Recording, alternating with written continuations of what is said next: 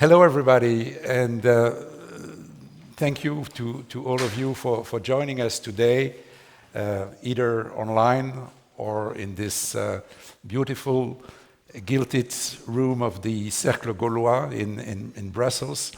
We've got a full room. That's really great. Let me first outline what is the background to this very exceptional CERRE event. The current EU legislative process is coming to a conclusion, and it has significantly expanded the digital acquis in a number of pivotal areas, such as platforms, data, cloud, and artificial intelligence. And the drivers to the EU digital policy are twofold. On the one hand, it is about mitigating risks related to the functioning of markets, challenges to consumer rights, threats to the democratic process. And on the other hand, and perhaps to a lesser extent, the driver is to strengthen the EU technology basis. In any event, the focus today is about implementation. And the question, the challenge that regulators and policymakers are facing is very fundamental. And that is within an environment which is increasingly driven by economic security concerns, how can they responsibly incentivize the innovative development of foundational technologies while simultaneously ensuring the contestability and the competitiveness of digital markets? We have already addressed these topics, some of you may remember, a few months ago in our Foundational Technology Governance Summit. But I'm very pleased today to resume this conversation. And to do that, we have a fantastic group of speakers. Brad Smith, Vice Chair and President of Microsoft. And in a minute, I'm going to have a fireside chat to start the session with Brad Smith. And then we're going to be joined by Benoît Cœuré, President of the Autorité de la Concurrence in France, and Olivier Guersent, Director General of DG Comp in the Commission, and Professor Viktoria Robertson, who is the head of the head of competition and digitalization at the Wirtschaftsuniversität in Vienna. So, without any further ado, I would like to invite Brad to join me. This is the fireplace. And Brad, first of all, welcome. Thank you. And you may remember that we had a previous similar exercise a few years ago already, times are changing, with Vera Jourova, where we were discussing about, some of the topics which are close to this, although at the time we were not yet focusing on intelligence, on artificial intelligence. But let's talk about AI. AI has got several dimensions. One is economic competition, and we're going to be addressing this in the panel in a few minutes. A second one is related to the East-West geopolitical confrontation, but also to the North-West polarization. When I talk about the East-West geopolitical confrontation, I think we can illustrate that, for instance, by the export controls on chips, and potentially on AI models, ? And when we talk about the polarization between North and South, I'm thinking about something similar to what happened with the with the drugs, with the vaccines at the time of COVID, where essential technologies were not accessible to the global south, with the implication that it has in terms both of inequalities, but also resentment, and the political consequences could be felt, for instance, at the level of the United Nations. And the third policy dimension around AI is, of course, the ethical debates on existential risks, on political trade-offs, and I'm thinking trade-offs between order and surveillance in areas like police and justice, and on sectoral disruptions, like, for instance, the impact of AI on democracy and on information flow. And I would like to focus on that. As you know, since yesterday and until Sunday, we have elections in Europe. We are going to elect a new European Parliament. And policymakers and citizens are concerned about the threats on disinformation and the role of AI in disinformation. So at the Barcelona Mobile World Congress, earlier, I think this year it was in February or March, you unveiled the Microsoft AI access principles. So could you perhaps briefly explain to us, to start, what is Microsoft doing to secure a rollout of AI in Europe, which is at the same time taking place in a responsible and fair way?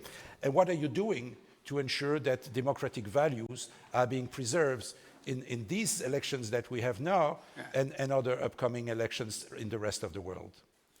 Let me try to just summarize quickly a couple of dimensions that I think go to just the critical array of issues that you've just described. Especially when you look at AI infrastructure, which is the single greatest investment by far that Microsoft is making.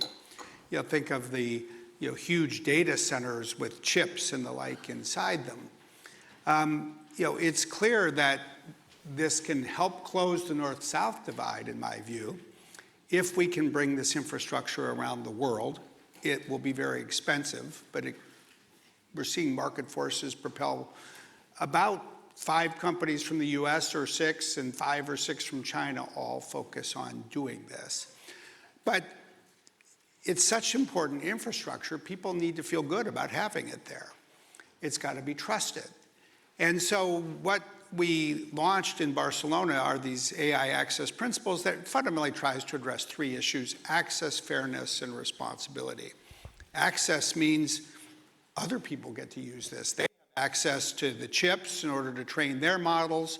If they have models, they can deploy them, and they don't have to do anything exclusive with us. This is what Mistral AI announced it would do, and it reaches customers around the world.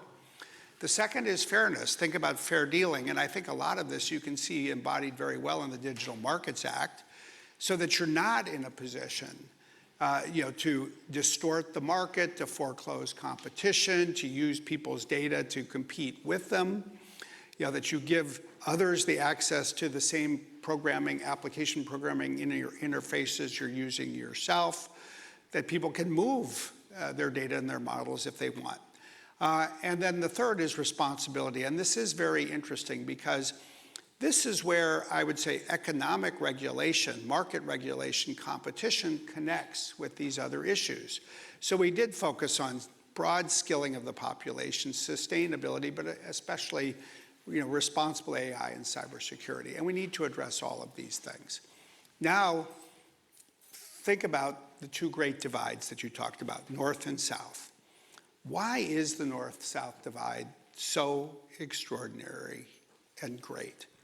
I would argue it's because 140 years ago, there was this huge capital investment in the global North for electricity, and it wasn't invested or paid for or constructed in the global South. And prosperity followed electricity. Without electricity, almost any kind of invention in our modern world became impossible. And now consider the fact that even today, there's still 700 million people in the world. Think of the population of the EU and the US together. There are still that many people that don't have electricity. Why did that not happen? Look, it's because the colonial powers of the day invested in big capital projects, but they were fundamentally typically railway tracks to extract mineral wealth, not in power plants that would enable the populations to prosper. So let's not repeat that, but at the same time, let's not replace the colonial powers of the 19th century with a bunch of tech powers of the 21st that act without constraint or accountability. But that's one piece of this, the North-South divide. Maybe we can help close it. Now the East-West divide. Things have gotten worse since the war in Ukraine. That's the reality that we probably need to do more to think about. Because especially in the cyber domain, and when it comes to cyber attacks and cybersecurity, we had big challenges before 2022, but there was a little bit of hope. President Biden met with President Putin in Geneva in August of 2021, and they negotiated some Russian restraint on, say, ransomware attacks. And then after the war started, all hope for any kind of mutually agreed self-restraint sort of went out the window.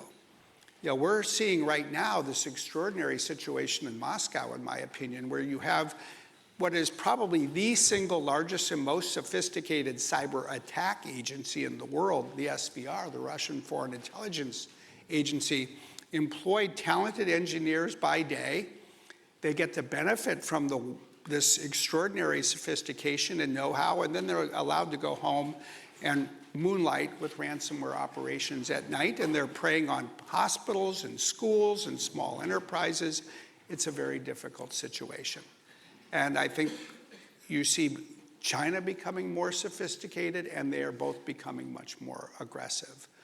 So, you know, we're suddenly in this situation when it comes to AI that we should be worrying about AI creating deep fakes. And the best thing about the European parliamentary elections, in my view, is that people worried early on.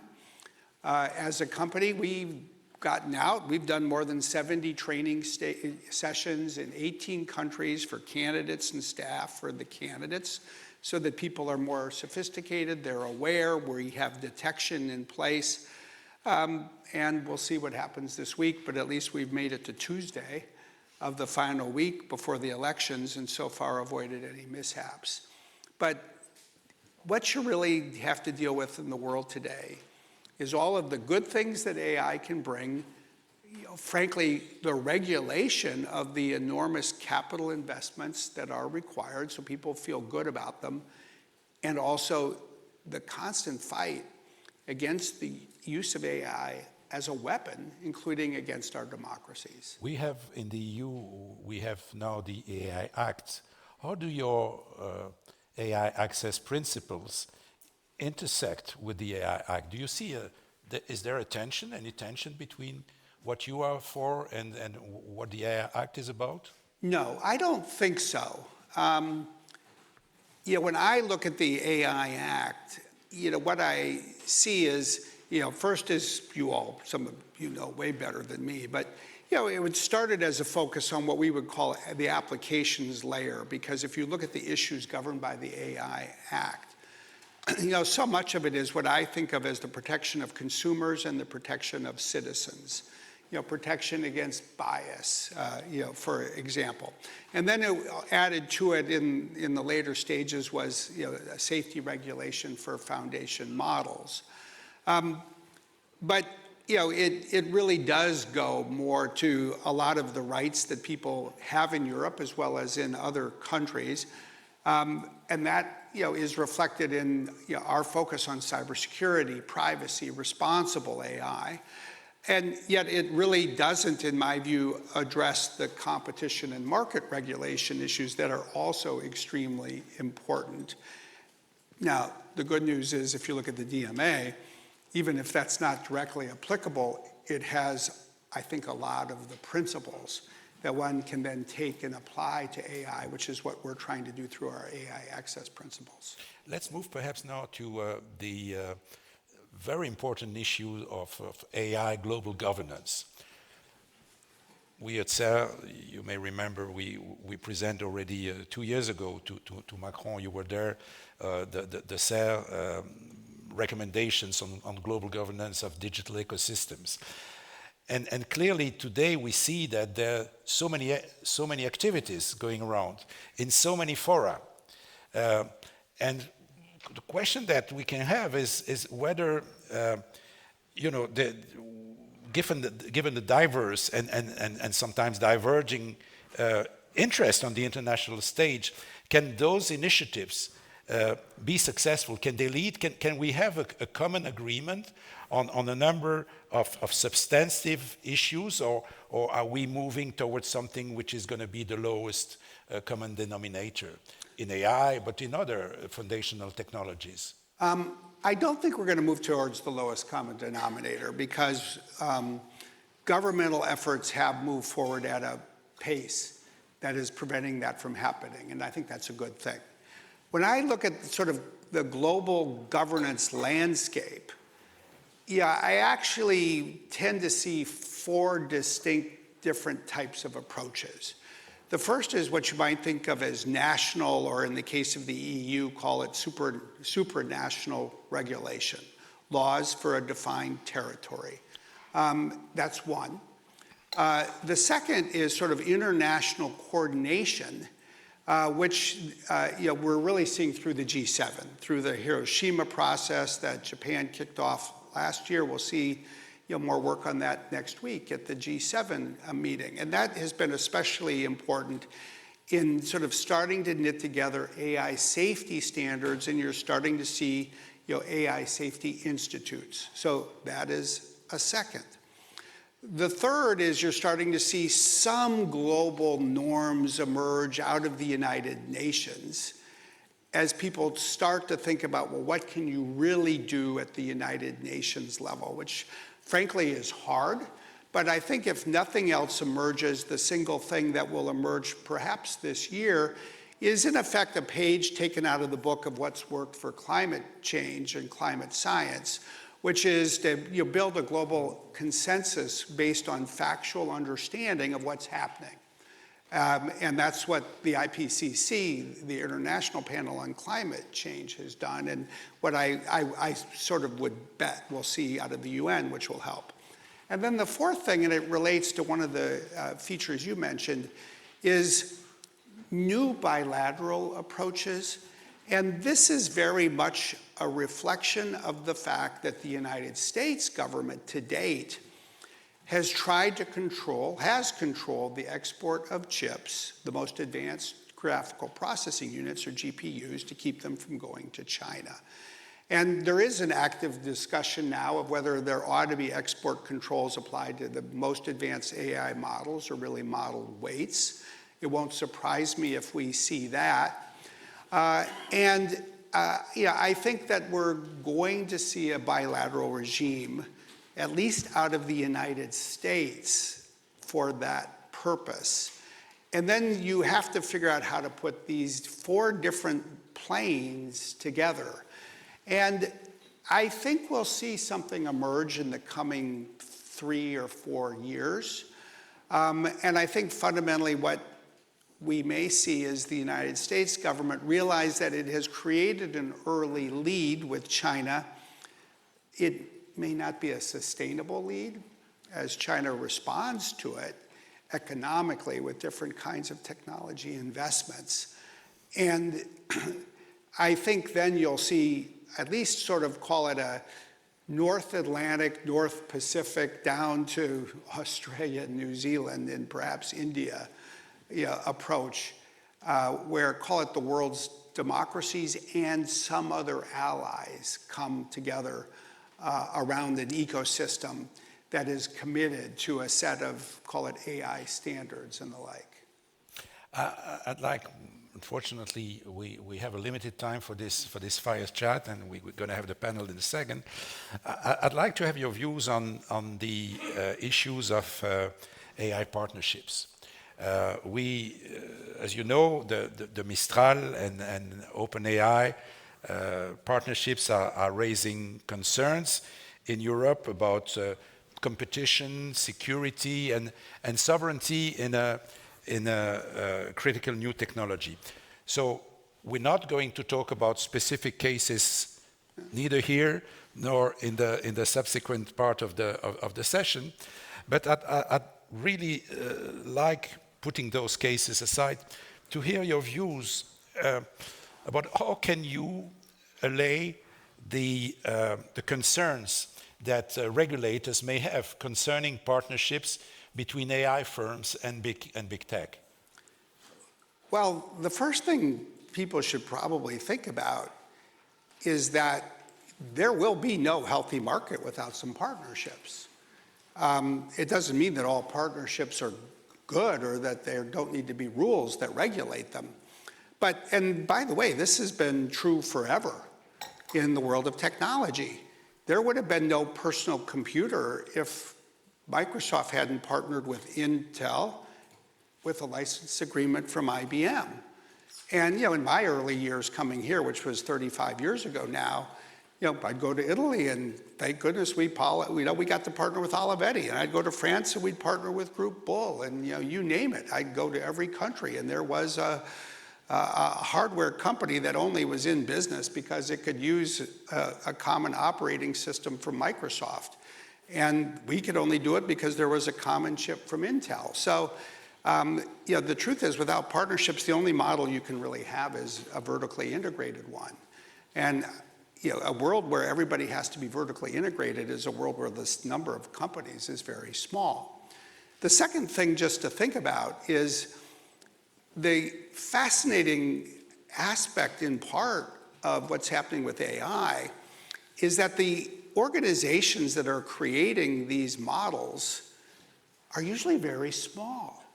I mean, when we started working with OpenAI, they had 50 people. Mistral, extraordinarily impressive.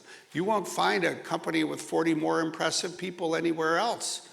If you want to find a company with 140 people, you're going to have to go somewhere else than Mistral.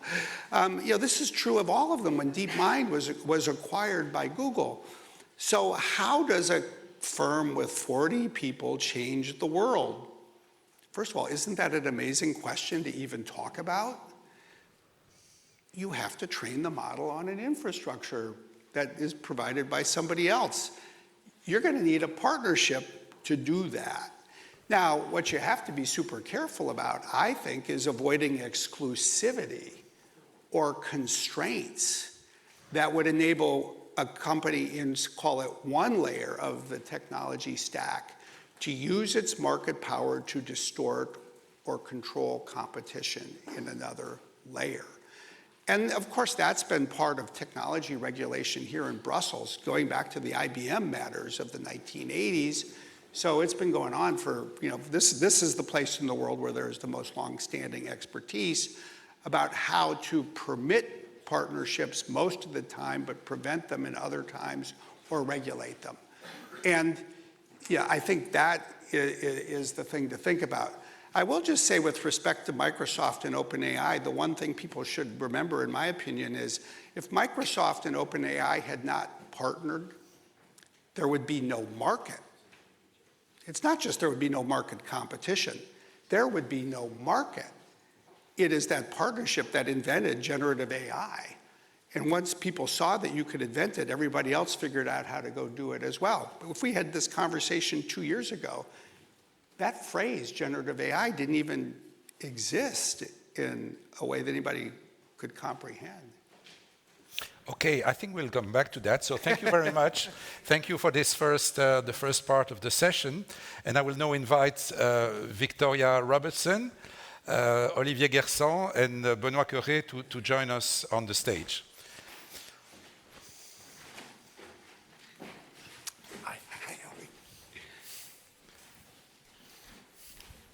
So my first question will be for my colleague, Professor Robertson. There's an assumption that AI market will behave similarly to digital markets and then towards, therefore, monopoly or oligopoly. But at the same time, the AI market or AI markets are information. The barriers for entry are not insurmountable. We see many LLMs all over the world. We see many startups. Now, if, however, you put yourself back to the 90s, for some of you who may remember, in the 90s, when you look at search, you had also many competitors, many search engines, like there are today many LLMs, but it nevertheless tended towards monopoly. So my question, Vicky, is very simple.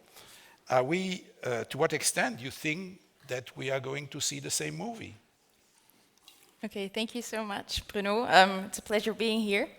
So I think the question you ask is a fundamental one, because obviously we have a lot of experience in scholarship and in practice with digital markets, and now we have this generative AI hype that we've been witnessing. So it's important to take a moment and start with the question you asked. Is this something new, or is it something we've seen before? Because this helps us to adequately address those questions from a legal perspective and from a policy perspective. So if we look at the AI landscape, obviously, like you said, there's much more than generative AI. So there's lots of AI tools. And at their core, they overlap considerably with what we've been discussing as digital platform markets over the past decade or so. There's some real capabilities involved, computing power, data, know-how. And we also see that AI-powered applications can be integrated and are being integrated into digital services, enhancing their functionality. So there are important overlaps, and so from a computational perspective, there's good reason to say that AI is a further development in the digital space, and it requires a similar approach. So this means that much of the experience that competition authorities and also scholarship have accumulated in relation to digital markets can directly apply to AI markets as well. Now, a central concern, and something that I would hope we've learned from dealing with digital platforms, is that these characteristics of digital markets can lead to this solidified market concentration because of the dynamics like network effects and tipping and lock-in, and also the importance of access to the right kind of data. So this is not new, just like AI as such actually is nothing new. But digital technologies are evolving, and in competition law and policy, we need to evolve with them. So what does that mean for us today? I think it means let's not make the same mistakes that we have been made in digital platforms before this hype about AI. And what were those? If you analyze the past 10 or 15 years, we see that competition policy has allowed for a lot of consolidation to happen in digital markets.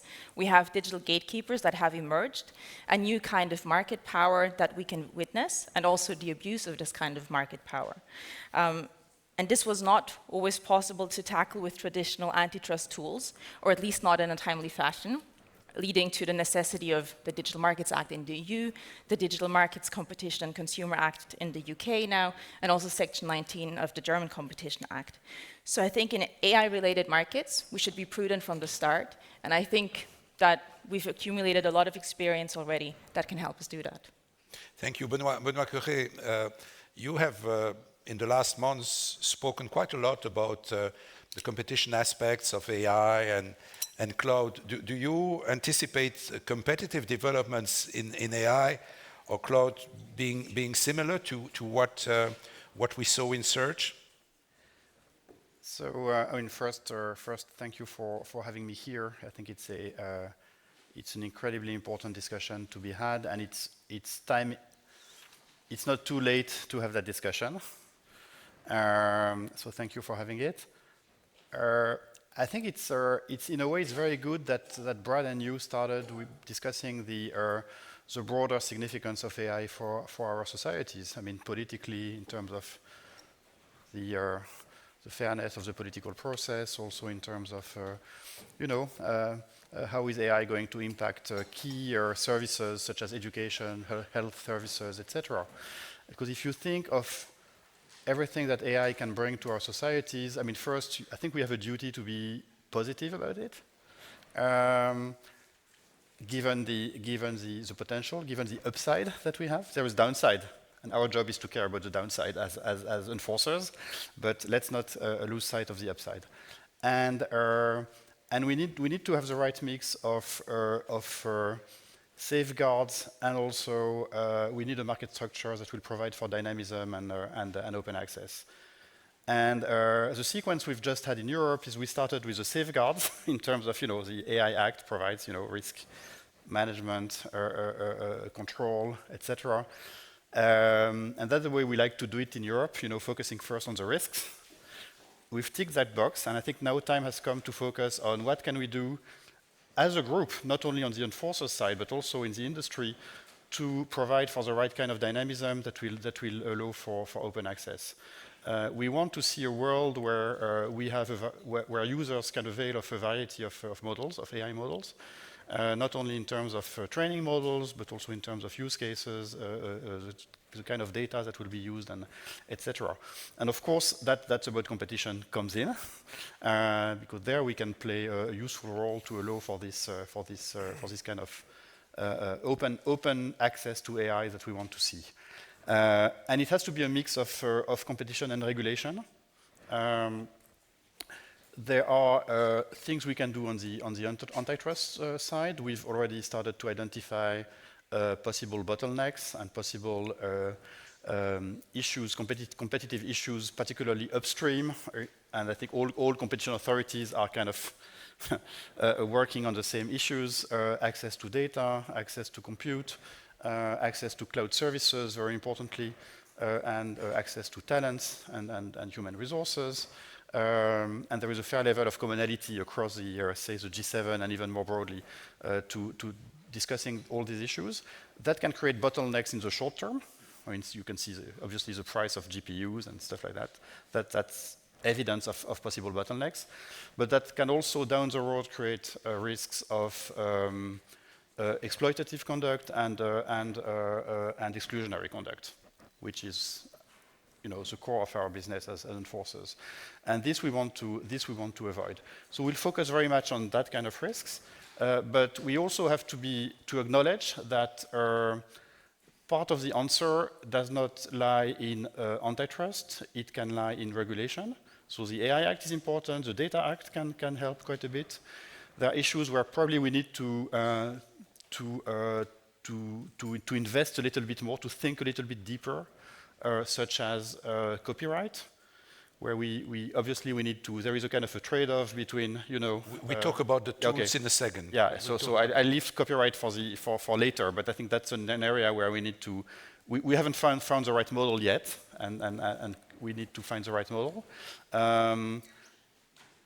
Open source is also a dimension where we need to find a common ground. There are different definitions of open source, different claims about being open, and we need a little bit of a level playing field here so that users can navigate through these concepts. And then we'll do what we have to do as enforcers. But I think the bottom line here is, let's not lose sight of the broader purpose that we're all serving, which is making AI accessible throughout the society in a way that is open with a variety of models.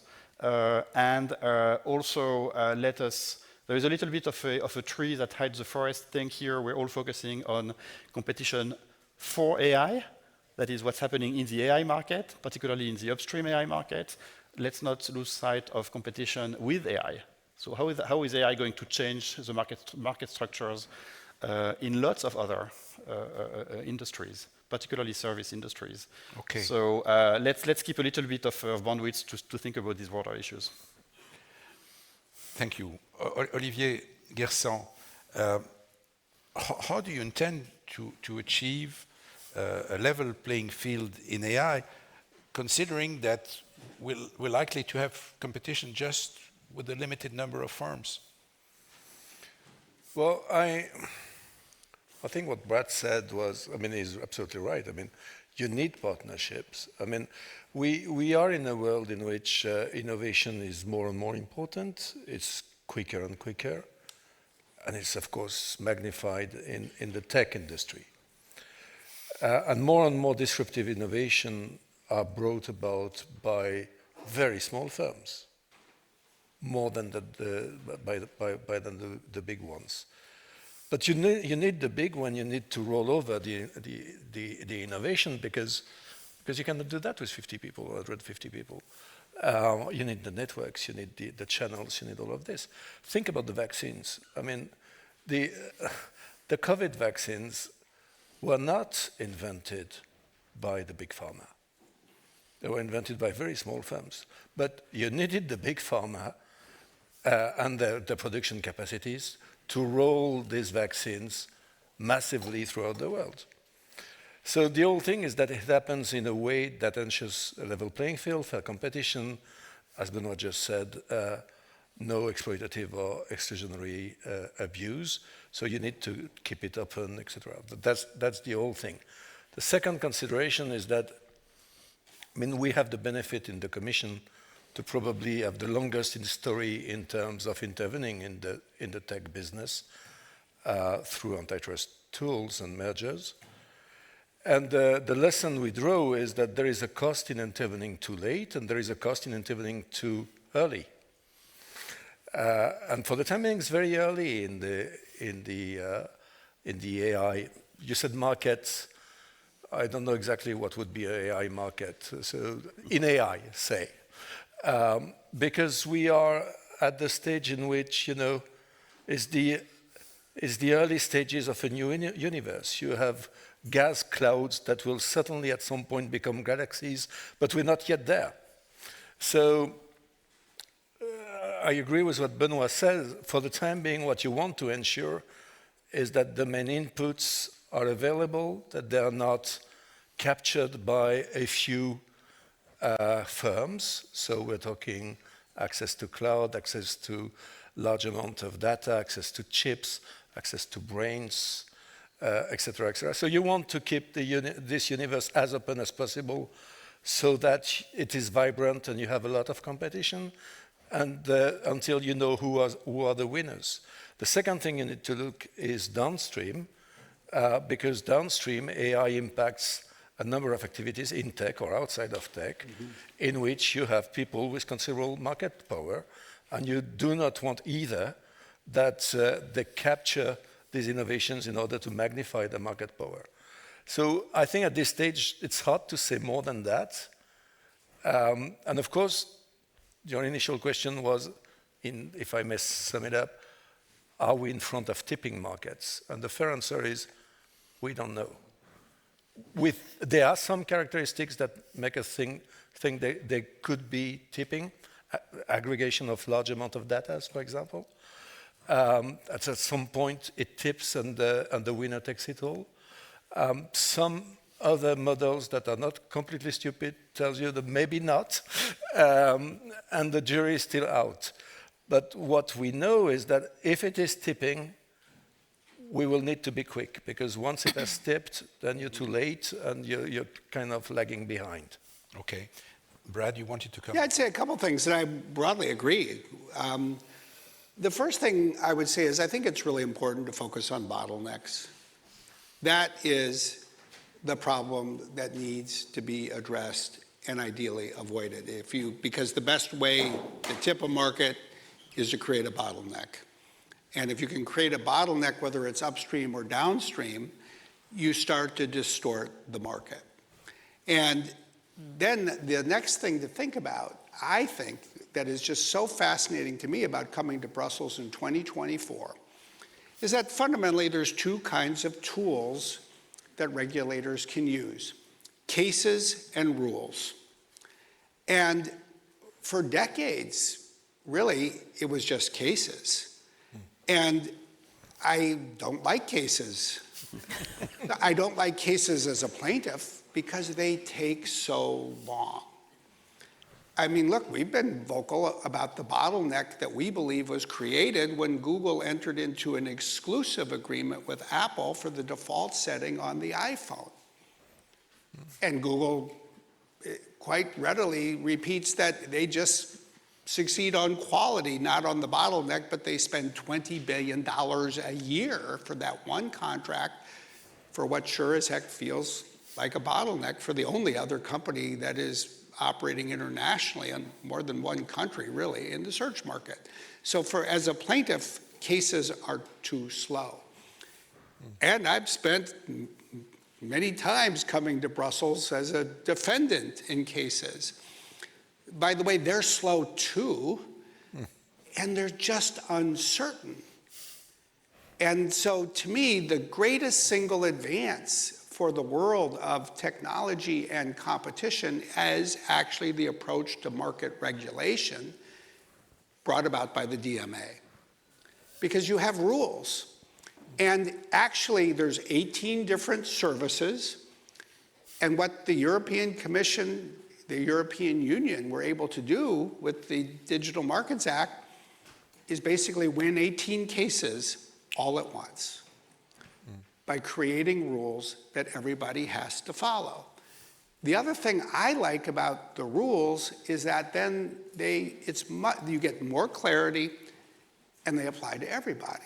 At least they should. And you look at it and you say, okay, well, I may not have one of the 18 services that are under it today, but I know that if I'm successful, then I'm going to be in, and I know exactly what it's going to mean because there's a lot of transparency about how the rules are being applied to everybody else.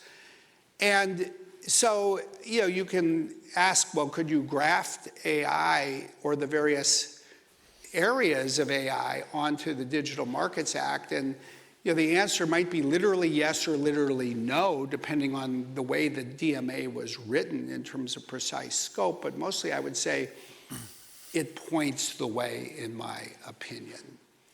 And frankly, that's what we tried to do with our access principles. We tried to anticipate, okay, where should the rules go?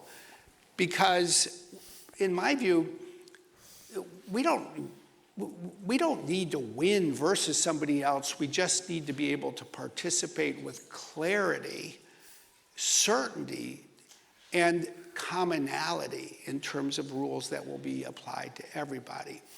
And the thing that is actually different about the future technology markets from the whole history of digital technology and the European Commission's fundamentally 50 years of addressing it is what was mostly a people-intensive, call it operating expense-intensive industry, is now a capital-intensive industry.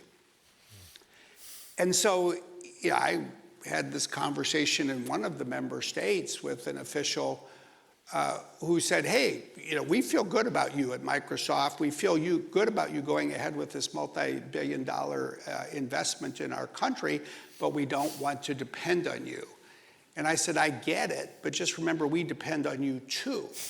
And he looked at me and said, what do you mean? I said, we're going to spend $3 billion to build these data centers, and none of them are going to be put on wheels. So once they're done, they're sitting in your country. So we have to know how it's going to work well enough to feel good. And by the way, after we spend the first $3 billion, we're probably going to have to spend another $3 billion, given the nature of this. So a strong, assertive, proactive, fast-moving regulatory regime actually makes a huge amount of sense if you can have rules that are clear and apply to everyone. Brad just talked about the DMA. You talked about the DMA and AI. I mean, it leads me to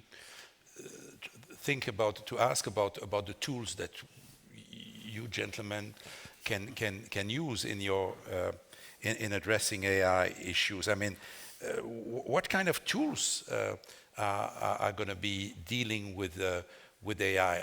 Are we talking about competition law? Are we talking about regulation? For instance, the regulatory provisions of the AI Act or GDPR?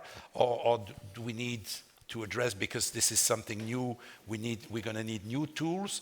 Is the DMA going to be applicable to AI services? Are we going to have a new core service which is going to be added to the list? Can one of the regulators react on that? You should start, Olivier. Because okay, I can give it a go. DMA is you, it's not me. Yeah, DMA is me. Well, first of all, I think it's important to distinguish the DMA, which is a competition-inspired regulation, and is asymmetric from symmetric regulations like the AI Act, the Data Act, and all of this. I mean, because these regulations are the regulations you find in every market that are governed by economies of scale and scope. So, I mean, think about, I don't know, railways, telecoms. It's a bit of the same. And you need to protect your consumers. You need, some of these are pro-competitive. Some of these are simply geared on protecting consumers and citizens at large. And this is what they are. And for us, they're facts. So it's part of the landscape you have to take into account in a competition analysis. The DMA is of a completely different nature, as Brad said. I mean, the DMA, you're absolutely right. I mean, is based on the sad fact that antitrust is quite powerful, but is slow. And it's slow for many reasons, and it's not going to be any faster in a world in which you have increasing amount of data to crunch in order to make your case. So as we were seeing a pattern of repeated infringements, it's not exactly the same, but I mean, firms could not know that they were infringing. They could not know that we will in the end nail them, and that probably we will be followed by the courts. And still they were doing it again and again. So at some point we thought, okay, well, outright prohibition. So we need to set ex ante rules. This is what the DMA is. And it's only for the big guys because we want that the smaller guys are free of doing whatever they can, provided they respect competition law. So coming to AI, you know, the DMA is about platforms. What is the platform that you would designate in AI at this stage? You don't know. Well, I don't know. I don't see any, let's put it that way. So for the time being, the way AI impacts the DMA is because AI impacts a number of core services that are designated, like search, for example, in the DMA, and of course, we are analyzing these services and the behavior of the gatekeepers on these services. We take into account the impact that the irruption of AI into these services is causing, and that's part of the analysis, and if need be, part of the harm we would find, and part of the remedies we would ask the companies to provide. But that's pretty much the way it works. For what Benoît called the bottlenecks, for example, cloud, well, then it's a bit easier because there may be a point at which cloud will be designated, and we will designate gatekeepers in cloud. We're not yet there, but likely it will come at some point. Mm-hmm. And of course, that will also have a bearing on the way AI develops and how open it will be. So my take is that for at least the foreseeable future, which may be short, I don't see how AI can, or any AI platform, could be meaningfully designated. Can I put a very concrete question? Suppose I'm a provider, okay, and I'm offering AI in my services.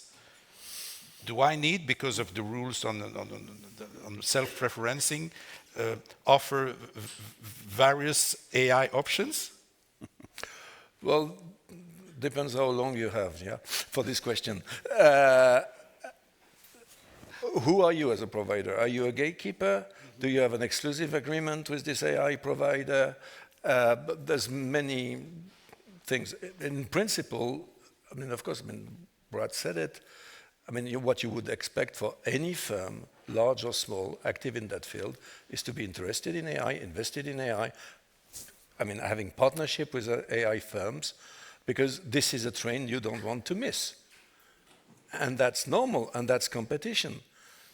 Our role is to make sure that those of these firms that have market power do not use that market power in order to try to play unfair and prevent others to get access to these resources or any other way of making it happen. And that goes with the DMA, that goes with antitrust, and that goes with mergers. You said it, we will not talking about anything that is ongoing, but for example, we have case law that acquisition of assets can be a merger. If the assets are brains, I think acquisition of brains could be a merger as well. There's nothing that would prevent that. And in that case, we could use merger control. Doesn't mean we would have a problem. That means that's probably something we would like to check if the acquirer has market power. I'd like to follow up on that and on the issue of partnerships, because Brad has explained his views about these partnerships and the fact that basically there's nothing new under the sun in what you're explaining. But I'm using the word partnerships because obviously we're not talking about mergers, or the firms do not merge or do not acquire each other. They go into, they're doing corporate arrangements, which, at least according to the CMA, recently is not considered as being a merger. But what is your view about that? And perhaps I would ask first Vicky, given the early stage of evolution and the lack of knowledge on optimal market configuration, is there even a problem with these partnerships? Do you, from an academic perspective, do you see a problem with these partnerships? Well, that's a good question. So obviously, we see partnerships happening, and some of those we will need, and all of them we will need to assess and just see, well, does merger control apply? Is there something like negative control, which could be enough to step in under merger control, or like the CMA looks at material influence? But if this is not the case, then the question, of course, turns to, is that possibly an anti-competitive agreement? Mm-hmm. And in what way could it be such? And no matter whether you look at it through merger control or through antitrust, then of course the question is, what could be the issues here in substance, like you said? Like what could be the problem? So in what ways could such partnerships benefit or also harm competition and innovation? And here I mean innovation of the kind we want to see, right? So innovation that enables users and doesn't lock them into a service, for instance. And a while ago I did a study for DG Comp on digital mergers, and what I found is that there's a certain disconnect between theories of harm in merger control and theories of harm under 102. And perhaps we can extend that and say maybe there's also that under 101. So if we have a closer connection when looking at theories of harm, then perhaps we can imagine where there could be such harm in such partnerships. But for that, of course, we need to understand the precise terms of the partnerships and what benefits there are for consumers through those partnerships, but also what the anti-competitive harm could be in the long term, leveraging foreclosure, also strengthening a digital ecosystem, or the US merger guidelines call it entrenchment, and there's actually a lot of scholarship underway to shed more light on these issues. Thank you. Benoît, your view on that? Yeah, I mean, I think I can just follow up on what Vicky just said, that it's, you know, the question is, it's really about the theory of harm. I mean, partnerships and even mergers are a means to an end. So it depends on what you want to achieve on both sides. As Brad just said, I mean, partnerships are just, you know, a normal way to build a business. I'm not particularly concerned with Mistral's partnerships, for instance. I mean, as long as they are kind of open and you know, and don't create privileged relationships with any of the big players. That's just a normal way for them to build capacity and to be distributed. So, but that could change. But you know, so if this is a way to strengthen an ecosystem, a universe which is diverse, I think that's okay. If it is a way to reinforce the dominance of big players, it's not okay. The fact is that we have plenty of legal avenues to deal with that kind of partnerships. We have regular merger control. We have Article 22 of the merger regulation, as you know, depending on what the European Court of Justice will have to say about it. And if the European Court of Justice is not happy with it, we'll have to find something else, because we need that kind of instrument. So if that instrument is not there, we need to find something else to deal with smaller acquisitions. That's for acquisitions. We have Article 102 in specific cases, obviously. The acquirer has to be a dominant firm. You need strengthening of dominance, so it's not going to be the general case, but in some cases that could be relevant. We have Article 101. We just took a decision at the French Competition Authority reviewing a merger under Article 101. reviving the Philip Morris, the old Philip Morris case law, if you want to put it that way.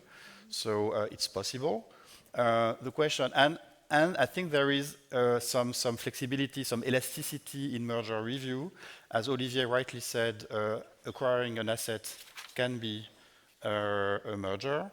In French law, we have this notion of determining influence déterminante, right? So there's, subtle variations around Europe, depending on the language and the country, but that doesn't necessarily have to be a majority stake and so on. So we can, I feel pretty comfortable having a toolbox which I can use as an enforcer to deal with different cases. The question is, how do we give guidance to the industry? Because if there are so many possible instruments, the industry can be lost, and that can create legal uncertainty. So we'll have also, it's not only about the legal framework. I think the legal framework is fine as it is, broadly speaking, but we also need to clarify our doctrine and give guidance to the industry, which we haven't done yet. Thank you, Olivier. Well, I have not much to add. Everything Vicky said is true. The Americans have indeed, I think it's guideline 12 in their new merger guideline about entrenchment. We have had a first entrenchment case in Booking eTravel. So it is true that acquiring decisive influence over a product that is not necessarily vertically or horizontally related to yours can, under certain circumstances, raise barriers to entry onto your core market, the one you derive your main power from. That I think we're well equipped to deal with. Not everything is a merger, indeed, but you have different intensities in partnerships and in closeness of relationship. And do you have exclusivity agreements that go along with this or not? I remember of a very old case law in the 90s, Coca-Cola Inc. and the Coca-Cola Company. One was not legally controlling the other. There's nothing such as 51% of the share of one into the other. But so we had to dig hard to show that through a string of links, actually one was controlling the other. And if you can demonstrate it, well, fine, it's a merger. If you cannot, then it's Philip Morris. So that means one company has acquired a degree of influence that is considerable into the other, but doesn't amount to a merger, mainly because you cannot show that there is a lasting change in control. That doesn't create competition concerns, and then you have to deal with them under the Philip Morris doctrine.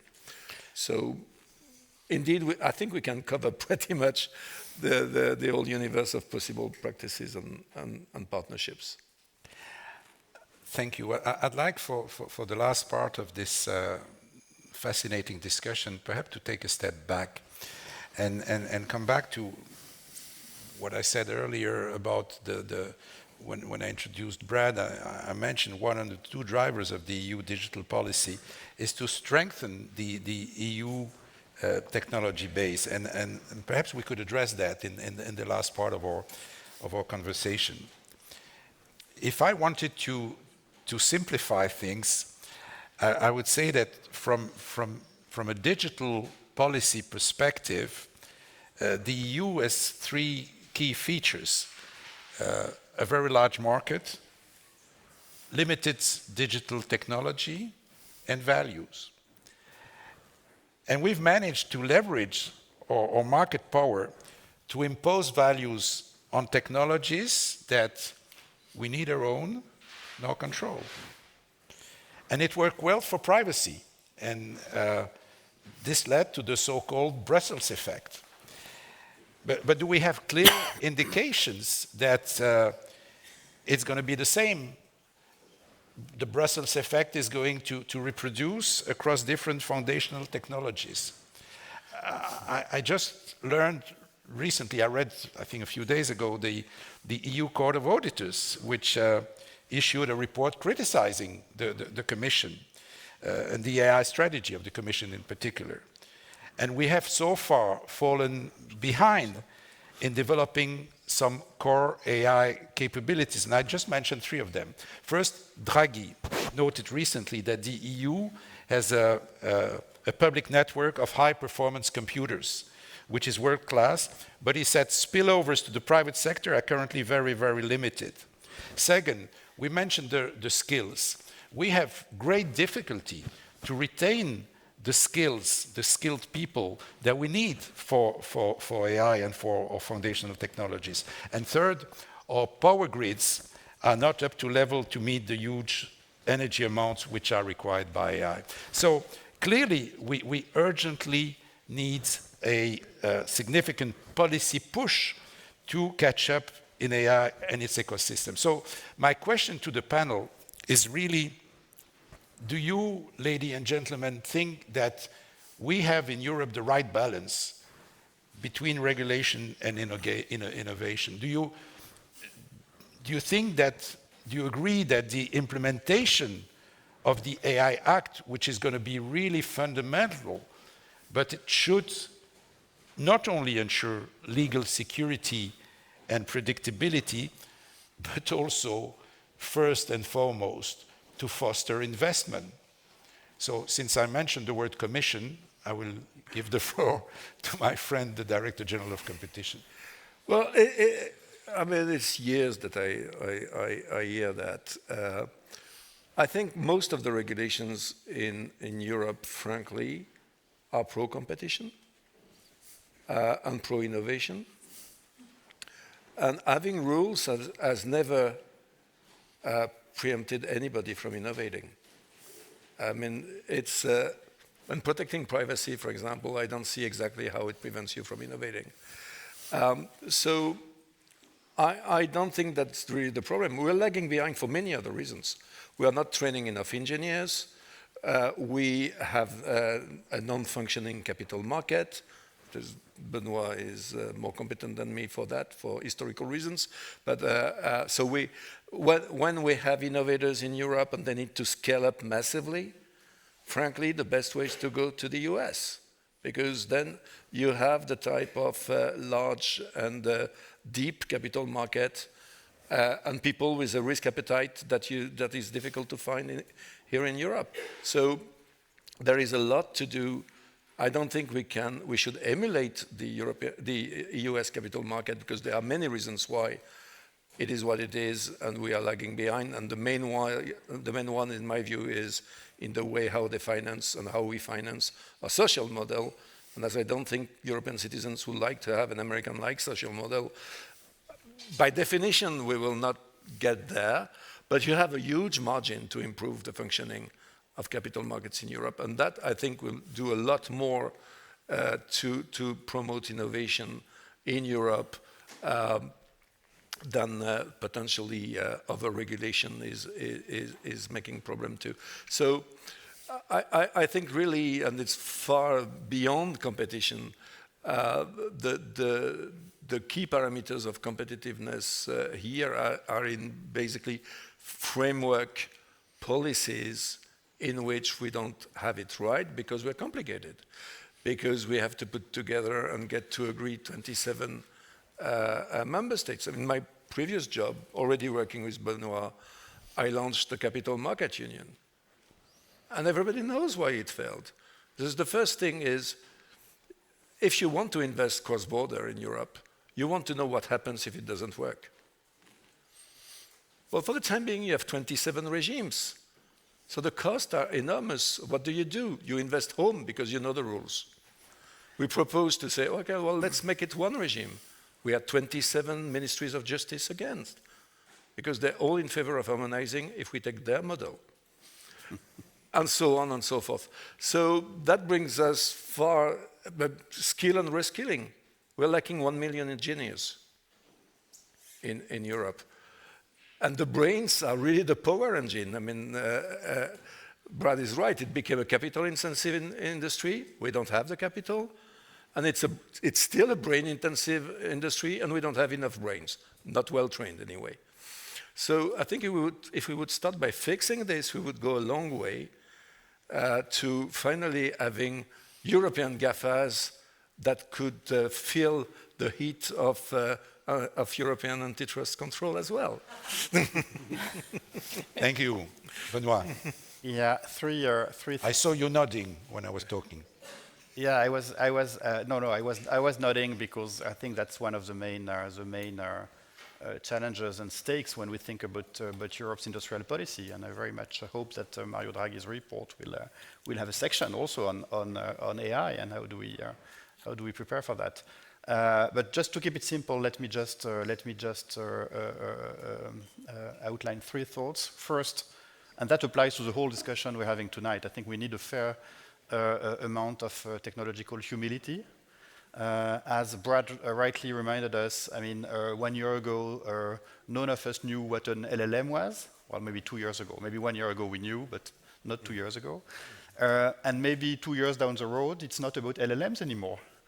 I mean, so you know, the whole discussion about how much data, how much compute, how much cloud services, etc. we need to pre-train and then to fine-tune and then to ground or RAG, whatever technology you use to LLMs. I mean, that technology will change. Hopefully it will change because we'll reach the limits of the current technological approach. So and let me be a little bit provocative here. Maybe also in terms of the use cases of AI, maybe 1 year, 2 years, 3 years down the road, we found out that AI is so important to our societies that we want some of these infrastructures to be public. I don't know. I don't know what the political discussion will be. I'm kind of that's kind of above my pay grade, but that some of the rails, of the technological rails that we need to build an AI system might have to be public. I just don't know. So let's also be kind of humble here. Second, obviously, Europe needs to build capacity in providing all essential inputs that we've discussed tonight. So that's compute, that's data, that's skills, etc. There are practical ways to do it. And by the way, we are going to release on the 28th of June our market study on AI. So there will be very practical ideas and recommendations. I'm teasing for it a little bit. That's on the 28th of June, along those lines. But then one final remark is that if European policymakers believe that Europe can be alone in doing that, they are wrong. As we can see, we need partnerships between European and US firms. We might need partnerships between European and Asian firms. And so we need to keep a very strong coordination framework around these issues. I would say, first of all, at G7 level, but more broadly at OECD level as well. And political and geopolitical fragmentation is a bigger threat to the deployment of AI. Okay, well, you will have the last word, Brad. What are your takeaways from this discussion and from the many conversations I understand you've been having in the last months in Europe, but also beyond? What I would conclude with is this. I think that Europe and the European Union has developed the tools needed to regulate AI, especially given the leap forward with things like the Digital Markets Act. And may seem odd, but I'd be an advocate for using those tools sooner rather than later so that you can attract investment and with confidence that you'll have a healthy competitive market. I think the bigger question for Europe to think about is how to put AI to use to serve Europe itself. And what I have found over the years, whether inside Microsoft or in the tech sector or more broadly, is it's sort of human nature that you envy what you lack and you take for granted what you have. Mm-hmm. And so the first thing that I think Europe should do is take stock of what it has and make sure it uses AI to keep it strong. So what is the fundamental strength of the European economy? It's actually a whole series of businesses, large, middle, and small, with great domain expertise. The world's best chemical companies, pharmaceutical companies, a lot of manufacturing companies, medical devices companies, automobile companies, aircraft companies, railroad engine manufacturing companies. You go on and on and on.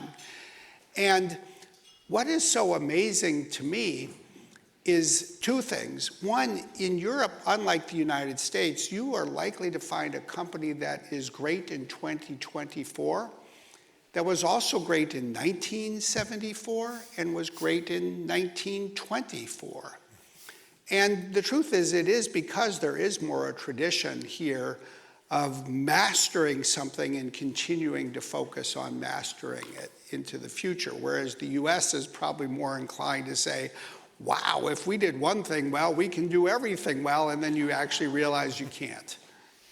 So, but then the thing to keep in mind is that AI is going to reshape every one of those industries and every one of those companies. So make sure that Europe uses AI to remain strong where it is strong already. From that perspective, to me, one of the more inspiring stories I've encountered is what I see at Mercedes-Benz. They are using AI and they're going to put it in the car in ways that everybody will talk about, but they're using AI to redefine how they paint the car and how they maintain a car and how they provide customer service for people who own cars or lease them. And that's what you should want. Get it to work. Then you go to the second thing because it's closely related to the first. A lot of the technologies that people are going to use across Europe are the applications layer. It's the startups.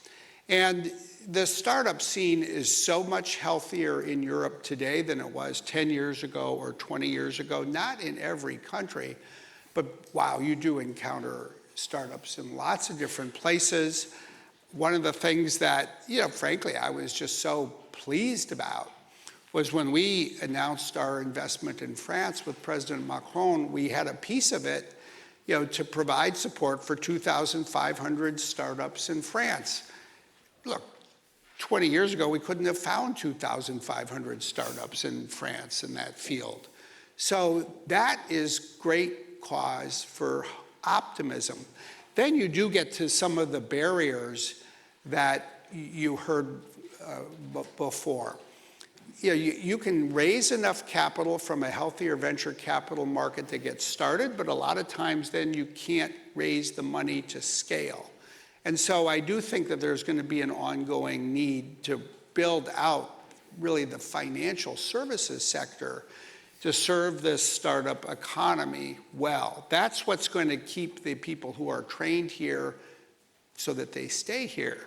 And then, by the way, you don't need to confine yourself to the people that you train here. You can attract people from other places. The US is still an attractive place for engineers to move to, but it's not as attractive as it was 10 or 20 years ago for a variety of reasons, not the least of which is just the degree of political polarization that leave immigrants feeling more nervous than they used to. It's really hard to go anywhere in the world where you find people who will say that there's a better place to go than Europe for vacation. No, but then you look at Lisbon, and they've turned it from a vacation destination to a place where people want to live. So you become a magnet for talent, and especially in a world where population is leveled off or even declining. Everybody is in this new form of competition. It's called competition to attract talent from other places. And so then you have to really think about, how you do that. And then I just think at the end of the day, you just have to be careful that you not over-regulate. And I'm not talking about the antitrust or competition space. It's just all of the regulations that exist here. And, I am struck. I'll go to Berlin. We meet with the startups, and a CEO will stand up and say, do you think I can afford to keep my business here and succeed, or do I need to move it? And really what she meant was, do I need to move it to the United States? You have to keep them here. And, I just think that if there's a bit of a trade-off, regulate a little bit less, but attract more talent inject more investment, encourage more innovation so that more of what you regulate is European. I think that's a bargain that I hear today. I'm never going to be the one who says I'm here to tell you what to do because I don't live here, certainly not anymore. But I have been struck. Almost every head of government that I meet with in Europe today says privately what President Macron is now saying very publicly, which you didn't used to hear from Paris. Hey, we want to have more innovation and investment and a little bit less regulation. It's a really good recipe, I think. And you should all feel very optimistic about what Europe can achieve if it puts that, I think, into effect. I think it's on this optimistic message that we're gonna make a close here.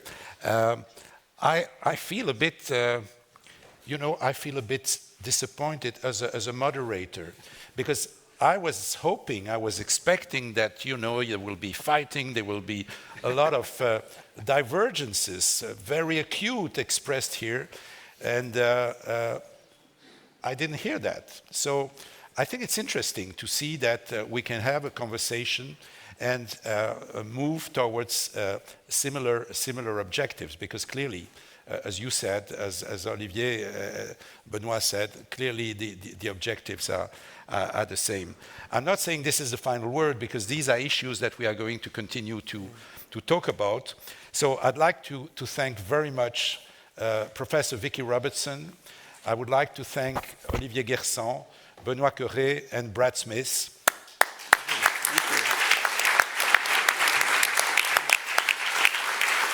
I would like also to thank you all and to thank the people who are watching us online. I understand that there are quite a number of them. You will see that this program is going to be posted again on our CEST YouTube channel, as well as on LinkedIn. I also want to thank my fantastic team, the academic and the secretariat team, who have not spared their efforts to make this event a success, despite the limited amount of time that we had for that. Let me just say thank you to Anna Maria, of course, Richard, Daniel, Adrien, Gautam, Marina, Zoe, Amaya, Victoria, Olivier, and sorry if I forgot some names. I also want to thank you to Microsoft and to the Brussels team of Microsoft for their really valuable support. I'm pleased to invite you, all of you now who are in this room, to a cocktail reception which is going to take place in the back of this room. Sorry guys, for you who are online, there won't be any cocktail reception, but I hope that you're going to join us again soon. Thank you very much, and bye-bye.